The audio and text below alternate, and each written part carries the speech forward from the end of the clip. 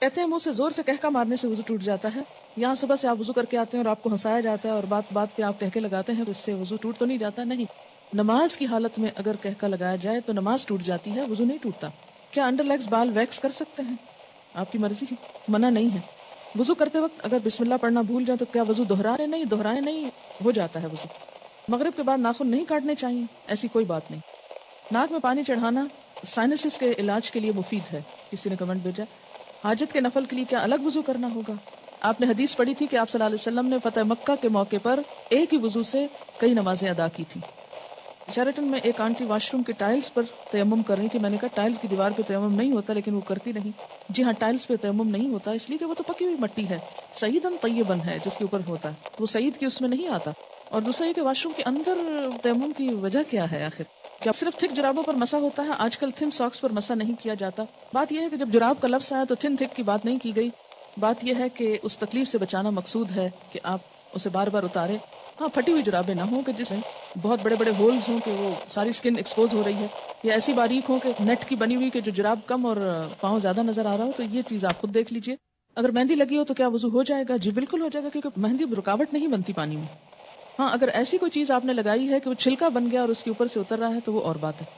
کسی بھی چیز کے لگنے کے بعد اگر پانی اس کے ریشے تک پہنچ جائے, ویٹ ہو جائے, وہ سارا دھل جائے, اس کے اندر سے پانی گزر جائے تو کوئی بھی چیز منع نہیں ہے. ہاں, اگر کوئی چیز پانی کے اور اس سکن کے درمیان بیریئر بن جائے, کوٹنگ ایسی ہو کہ پانی سکن کو ٹچ نہ کرے, تو پھر ٹھیک نہیں. کتے کے بارے میں سوال ہے کہ کپڑے کو لگ جائے تو نماز پڑھ سکتے ہیں؟ جی, اگر ڈرائی ہے تو ٹھیک ہے, کوئی حرج نہیں, لیکن اگر ویٹ کتا ہے, اس کے چھینٹے آپ کے اوپر آ گئے ہیں تو درست نہیں ہے. کیا عورتوں کا ختنہ جائز ہے؟ آپ کس دنیا میں رہتے ہیں, کس دنیا میں رہتے ہیں؟ مجھے حیرت ہوتی ہے بعض دفعہ آپ کی حیرت پر. آپ کو پتا ہے بعض افریقن کنٹریز میں یہ رواج ہے. اس میں آپ دیکھیے کہ یہ ان کا ایک لوکل رواج ہے. اسلام نے عورت کے ختنے کا حکم نہیں دیا ہوا. یاد رکھیے, کسی حدیث میں عورت کے ختنے کی بات نہیں آتی, مردوں کے ختنے کی بات آتی ہے, اور ان کے لیے تو پروو ہو چکا ہے کہ ان کی صحت کے لیے ضروری ہے. لیکن اگر کسی خاص علاقے میں یا کسی خاص کلٹ میں ایسی کوئی چیز ہے تو وہ ان کا لوکل کلچر ہے. It's nothing to do with Islam. اور اس پہ بہت پروپیگنڈا بھی ہو رہا ہے, آپ کو پتا ہے. میں نے خود کئی جگہ پر یہ پڑھا ہے کہ اسلام نے عورت پہ بڑے ظلم جو ڈھائے ہیں, ان میں سے ایک ظلم یہ بھی ہے کہ بعض علاقوں میں عورت کے ختنے ہوتے ہیں. یہ اسلام نے ظلم نہیں ڈھایا, یہ لوکل کلچر کی بات ہے. اور اگر کسی علاقے کا کلچر ایسا اور پھر انہوں نے اسلام قبول کر لیا اور کلچر بھی ساتھ ساتھ رکھا. اب مثلا آپ کسی دن یہ پروپیگنڈا شروع کر دیں کہ جو کانچ کی چوڑیاں ہوتی ہیں اگر ٹوٹ جائیں تو عورت بیچاری کا وہ خون نکال دیتی ہیں اور یہ بڑا ظلم ہے, اس لیے ان کو بنانا بند کرنا چاہیے. تو اب یہ اسلام نے تھوڑی آپ کو کہا کہ آپ کانچ پہنے, آپ کا لوکل کلچر ہے, کسی اور ملک میں ایسا نہیں ہوتا, تو آپ کی مرضی, آپ پہنے نہ پہنے, پہنے تو احتیاط کریں, نہیں پہنے تو نہ پہنے. بہت ساری چیزیں ایسی ہیں کہ جس میں اسلام نے نہ کرنے کو کہا ہے اور نہ چھوڑنے کو کہا ہے. بہت سے لوگ کہتے ہیں کہ دیوار پر ہاتھ مار کر تیمم ہو جاتا ہے, اگر اس پر مٹیوں کے قرآن پاک کی آیت کیا ہے؟ سعیدن طیبن. پلین میں پانی موجود ہے, واش روم بھی ہے, لیکن جا کر کرنا مشکل ہے, تو کیا تیمم کر کے نماز پڑھ سکتے ہیں؟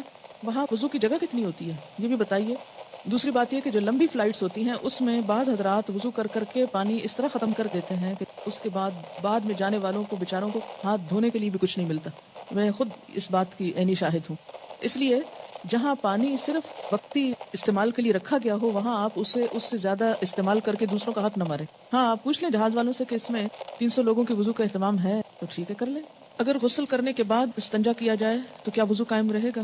نہیں. اگر صابن لگاتے ہوئے یا ویسے دوبارہ انسان کا ہاتھ ایسی جگہ کو چھو جائے کہ جس کے چھونے سے وضو ٹوٹ جاتا ہے تو غسل کے بعد پھر دوبارہ وضو کرنا ہوگا. کیا وضو کے بغیر حدیث کے ٹیکسٹ کو چھوا جا سکتا ہے؟ چھوا جا سکتا ہے. غسل پاکی میں غراروں کا حکم ہے؟ نہیں, ایسا کوئی حکم نہیں ہے. یعنی کلی کرنا کافی ہے, گلے میں پانی ڈال کے غرارے کرنا ضروری نہیں. کسی نے مسئلہ پوچھا کہ انٹر کورس کے بعد پاک ہو جاتی ہے اور نماز بھی پڑھ لیتی ہے لیکن اس کا ڈسچارج ہوتا رہتا ہے, تو اس صورت میں کیا کریں؟ ایک دفعہ نہانے سے پہلے اپنی طرف سے پوری صفائی کر لی جائے, اگر اس کے بعد کوئی ایسی چیز ہو تو دوبارہ بس وضو ہی کافی. کیا ریزر کا استعمال کر سکتے ہیں؟ جی کر سکتے ہیں. MATTE. یہ کس قسم کی لپسٹک ہوتی ہے؟ صرف لپسٹک ہوتی. کیا اس سے وضو ہو جاتا ہے یا پانی ہونٹوں تک نہ پہنچے گا؟ میں نے کبھی لگائی نہیں اس لیے مجھے پتہ ہی نہیں کہ یہ کیسی لپسٹک ہے. یاد رکھیں کہ چھوٹے چھوٹے سوال اس طرح کے پوچھنے کے بجائے شریعت کا ایک اصول یاد رکھیں. ہر وہ چیز جس سے پانی سکن تک پہنچنے میں رکاوٹ نہیں ہوتی اس سے وضو ہو جاتا ہے. کوئی بھی چیز جس کے لگنے سے پانی سکن کو نہیں چھوتا, خواہ وہ کچھ بھی ہو, وضو نہیں ہوگا. وضو کرنے کے بعد اگر ٹی وی دیکھیں تو کیا وضو ٹوٹ جاتا ہے؟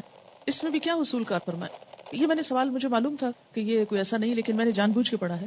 کیوں جان بوجھ کے پڑھا ہے؟ اس سے آپ کو سکھانا. کہتے ہیں نا کہ ضروری نہیں کہ ایک بہت اچھے سوال سے انسان سیکھے, بعض اوقات ایک ایسے مزاقہ خیز سوال سے بھی کچھ سیکھ سکتے ہیں آپ. کیوں؟ اس لیے کہ جب تک شریعت کے جو احکامات ہیں ہمارے لیے ان کی علت نہیں معلوم ہوگی، وجہ نہیں معلوم ہوگی، اس وقت تک ہم سمجھ نہیں پائیں گے. پہلی بات تو یہ کہ وضو ٹوٹنے کے اسباب یا علت کیا ہے، کیا وجہ ہے کہ شریعت نے دوبارہ وضو کرنے کے لیے کہا ہے. کہ جسم کے اندر سے ناپاک ڈسچارج جب نکلتا ہے، مثلا بہت سے لوگ مجھ سے پوچھتے ہیں بچوں کو دودھ پلانے سے وضو ٹوٹ جاتا ہے؟ نہیں ٹوٹتا. اس طرح تو ماں کو ایک عذاب میں ڈال دیا جائے کہ بچے بعض اوقات ایسے ہوتے بہت تنگ کرتے ہیں، ان کو ایک عادت ہو جاتی، جو بچے بڑے ہوتے ہیں ان کو عادت ہو جاتی ہے کہ ہر تھوڑی دیر میں آ کے ماں کو تنگ کرتے ہیں کہ دودھ دو. بعض اوقات ماں کو مارنا شروع کر دیتے ہیں، پریشان کرتے ہیں. اب ماں صرف اس لیے مار کھاتی رہے کہ میرا وضو ہے. اور بعض اوقات یہ کہ 2 سنت پڑھی آپ نے اور فرض پڑھنے کے درمیان میں بچے نے شور مچانا شروع کر دیا. بجائے اس کے کہ آپ فرض پڑھیں، آپ پہلے کیا کریں، اسے دودھ پلا لیں. اور آپ اس لیے نہ پلائیں کہ وہ میرا وضو نہیں رہے گا تو بچہ شور مچا مچا کے سب کو جگا ڈالے. اور پھر یہ کہ آپ نماز میں بھی کوئی توجہ نہ ہو کہ وہ چیختا ہے چلاتا رہے، میں پہلے نماز پوری کر لوں پھر دودھ پلاؤں گی. تو اسلام نے ایسے احکام نہیں دیے. اس میں کیا حکم ہے کہ آپ دودھ پلا سکتے ہیں. اسی طرح بعض اوقات زکام ہو جاتا ہے آپ کو، تو زکام سے وضو نہیں ٹوٹتا آپ کا، اگرچہ وہ ناک سے کوئی ناپاک ڈسچارج بھی نہیں، لیکن اس کو صاف بھی نہیں کہہ سکتے، طیب میں نہیں آتا، ہاں اس سے بھی وضو نہیں ٹوٹتا. اسی طرح آنسو ہے، آنسو سے بھی وضو نہیں ٹوٹتا. ایک شخص نے گھنٹہ رو لیا ہے اور اس کے بہت آنسو بہ لیے، تو اس سے بھی اگر زیادہ بہا سکتا ہے تو بہا لے اپنا دل ٹھنڈا کرنے کو، وضو نہیں ٹوٹے گا. ٹھیک ہے.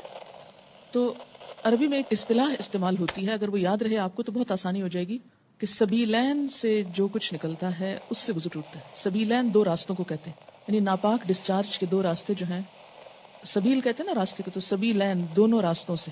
اور اس سے مراد یعنی یہ ایک ٹرم استعمال کی جاتی ہے بجائے ان دونوں جگہوں کے نام لینے کے. گفتگو میں جو الفاظ انسان استعمال کرتا ہے اس سے انسان کی شخصیت کی عکاسی ہوتی ہے کہ اس کا مزاج کیسا ہے. جن کا مزاج گندا ہو وہ گندی باتیں کرنے اور گندے الفاظ بولنے کو انجوائے کرتے ہیں، لیکن ایمان، گندگی اور ناپاکی اور یہ تمام چیزیں جو ہیں یہ ایک دوسرے کی ضد ہیں.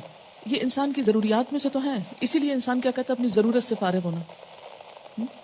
ایک بہترین لفظ ہے جو مطلب بھی پورا کرتا ہے اور ان الفاظ میں بھی کوئی قباحت نہیں ہے، کوئی شناعت نہیں ہے. تو اسی طرح جب سبیلین کا لفظ بولا جاتا ہے تو اس لفظ کے سمجھنے میں آپ کو تو دقت نہیں ہے، کیونکہ آپ عربی پڑھتے ہیں، قرآن پڑھتے ہیں، آپ کو اتنا معلوم ہے لفظ. جو چیز وضو لازم کرتی ہے وہ کیا ہے؟ سبیلین سے کسی چیز کا اخراج، ڈسچارج. ٹھیک. بعض ڈسچارجز سبیلین سے صرف وضو کو ضروری کرتے ہیں اور بعض سے غسل بھی فرض ہو جاتا ہے. ٹھیک. جہاں تک خون کے نکلنے کا تعلق ہے، سبیلین کے علاوہ اگر جسم کے کسی حصے سے خون نکلتا ہے، مثلا دانت سے نکسیر پھوٹ گئی، کہیں اور کٹ لگ گیا، جسم سے خون نکل آیا، اس کے بارے میں 2 آراء ہیں، اختلاف ہے. سبیلین میں کوئی اختلاف نہیں، یاد رکھیے سبیلین کے اخراج میں کوئی بھی اختلاف نہیں. سب کے ہاں ایسے ڈسچارج سے کسی بھی چیز کے نکلنے سے وضو نہیں رہتا. لیکن خون اگر سبیلین میں سے نکلے تو وضو نہیں رہے گا، مگر جسم کے کسی اور حصے سے، مثلا دانت سے، ناک سے، ہاتھ سے، اس کے بارے میں 2 رائے ہیں. 2 کون سی رائے ہیں؟ ایک رائے یہ ہے اگر اتنا نکلے کہ ایک قطرہ بن کے بہہ جائے، بہنے والا خون نکلے تو وضو نہیں رہتا. ٹھیک ہے. بہنے سے مراد کیا ہے؟ مثلا کٹ لگا، پہلے رستا رہا، پھر کٹھا ہو کے ڈراپ گر گیا تو وضو ٹوٹ گیا. ایک یہ رائے. دوسری رائے کیا ہے اس میں کہ نہیں، اس سے وضو نہیں ٹوٹتا، اور وہ دلیل کیا دیتے ہیں کہ حضرت عمر رضی اللہ تعالیٰ عنہ کو جب نماز میں شہید کیا گیا تھا تو انہوں نے نماز چھوڑی نہیں، یا حضرت علی رضی اللہ تعالیٰ عنہ کا جب تیر نکالا گیا تھا نماز کی حالت میں تو انہوں نے نماز توڑی نہیں تھی. ظاہر ہے تیر نکلا تو کیا خون نہ نکلا نا. ہاں. اسی طرح اگر آپ نے وضو کیا ہے، بعض اوقات ایسا ہوتا ہے نا کہ وضو کر کے آپ ہٹنے لگتے ہیں کہ آپ کو منہ محسوس ہوتا ہے، آپ دوبارہ سپٹ کرتے ہیں تو کیا ہوتا ہے، اس میں کچھ ریڈش محسوس ہوتا ہے کہ لگتا ہے کہ مسوڑوں سے خون آ گیا.